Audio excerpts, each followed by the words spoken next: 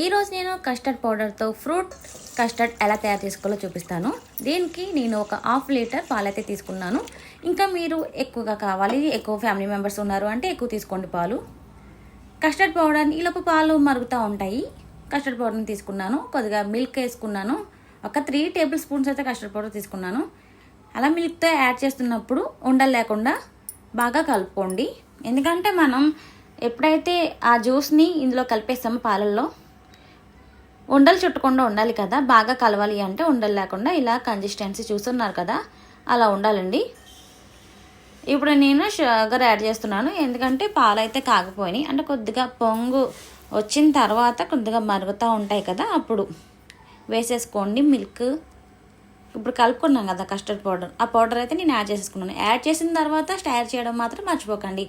స్టైర్ చేస్తూనే ఉండాలి, ఎందుకంటే అందులో కూడా ఉండలు చుట్టేస్తుంది.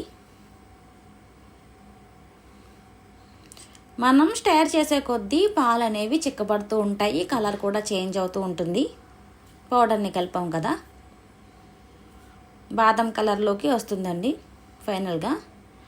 అలా స్టైర్ చేయడం మాత్రం మర్చిపోవద్దు, ఎందుకంటే మీరు పక్కన పెట్టేసి ఏదైనా పని చూసుకుందాంలే అదే మరుగుద్దులే అనుకుంటే ఉండలు అనేవి చుట్టేస్తాయి, బాగోదు. చూస్తున్నారు కదా, స్టైర్ చేసే కొద్దీ చిక్కబడుతుంది, కలర్ కూడా చేంజ్ అవుతుంది, కనిపిస్తుంది కదా. అలా తిప్పుతూ ఉండండి. కొద్దిగా చిక్కబడ్డ తర్వాత దాన్ని మనం దించేసుకోవచ్చు. చూస్తున్నారు కదా, ఇంకొంచెం చిక్కబడితే చాలు, అయిపోయినట్టే.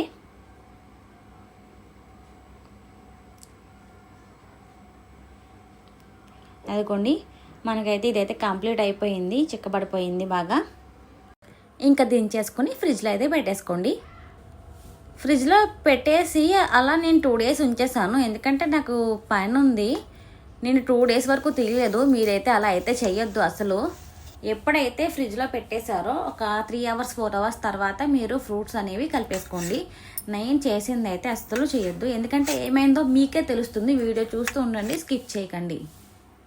నేను కొన్ని గ్రేప్స్, నాకు దగ్గర ఏ ఫ్రూట్స్ ఉంటే అవన్నీ కొద్దిగా వేసేసుకున్నాను. మీ దగ్గర ఏ ఫ్రూట్స్ ఉన్నా పర్వాలేదు, ఎన్ని ఉంటే అన్ని కట్ చేసేసుకుని పక్కన పెట్టేసుకోండి. ఈ ఫ్రూట్స్ అయితే ఏమేం బాగుంటాయి అంటే నేను తిన్న తర్వాతే మీతో షేర్ చేసుకుంటాను ఏదైనా సరే. నాకైతే ఏ ఫ్రూట్స్ నచ్చినాయి అంటే యాపిల్స్ అయితే బాగున్నాయండి ఇందులో టేస్ట్ చేయడానికి. ఇంకా పైనాపిల్ బాగుంది, అరటిపండు బాగానే ఉంది, మ్యాంగో కూడా బాగానే ఉంది. ఇంకా చాలండి, ఎక్కువ వేసుకున్నా కూడా అంత మనకి అనిపించదు. దానిమ్మ గింజలు బాగుంటాయి. ఇంకా గ్రేప్స్ కూడా పర్వాలేదు, ఎందుకంటే పుల్లటి గ్రేప్స్ అయితే తీసుకోకండి. నేను అంటే కొంచెం కలర్ఫుల్గా ఉంటుందని బ్లాక్ గ్రేప్స్ అయితే తీసుకున్నాను.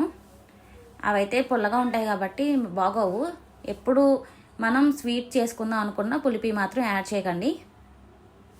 మనం ఫ్రూట్ సలాడ్ కూడా తింటాం కదా విత్ ఐస్ క్రీమ్తో, దాంట్లో కూడా ఎక్కువ పైనాపిల్, యాపిల్సే ఎక్కువ వేస్తారు. బాగుంటుంది కూడా, నిజంగా బాగుంటుంది. ఒక 4-5 ఫ్రూట్స్ యాడ్ చేసుకోండి చాలు. సరే, నా ఫ్రూట్ కటింగ్ అయితే అయిపోయింది. చూసారు కదా నేను ఏమేమి ఫ్రూట్స్ తీసుకున్నాను. అంటే ఇంట్లో ఏముంటాయి అన్నీ తీసేసుకున్నాను. చెప్పాను కదండి, ఏవైతే ముఖ్యంగా బాగుంటాయో అవైతే ఖచ్చితంగా ట్రై చేయండి. సరే, ఇంకా 2 డేస్ అయిపోయిందని చెప్పాను కదా నేను పెట్టేసి. అనవసరంగా మిక్సీ పట్టాల్సి వచ్చింది, ఎందుకంటే అది బిగుసుకుపోయింది, గడ్డ కట్టేసిందండి. డీప్లో పెట్టేసి 2 డేస్ ఉంచేసాను. అలా అయితే ఎప్పుడు చేయకండి. చెప్పాను కదా 2-3 అవర్స్లో అయితే చేసేసుకోండి అని. చాలా జ్యూసీగా అయిపోయింది, క్రీమీగా లేదు. ఎప్పటికప్పుడు చేసుకుంటే కొద్దిగా క్రీమీగా అయితే ఉందనేమో. అలా తింటేనే బాగుంటుంది కూడా కస్టర్డ్ అనేది. ఇంకా చూస్తున్నారు కదా, మిల్క్ ఏదో బాదం పాలు పోస్తున్నట్టుంది, నాకైతే అలానే అనిపించింది. ఇంకా ఫ్రూట్స్ అయితే వేసేసుకుందాం.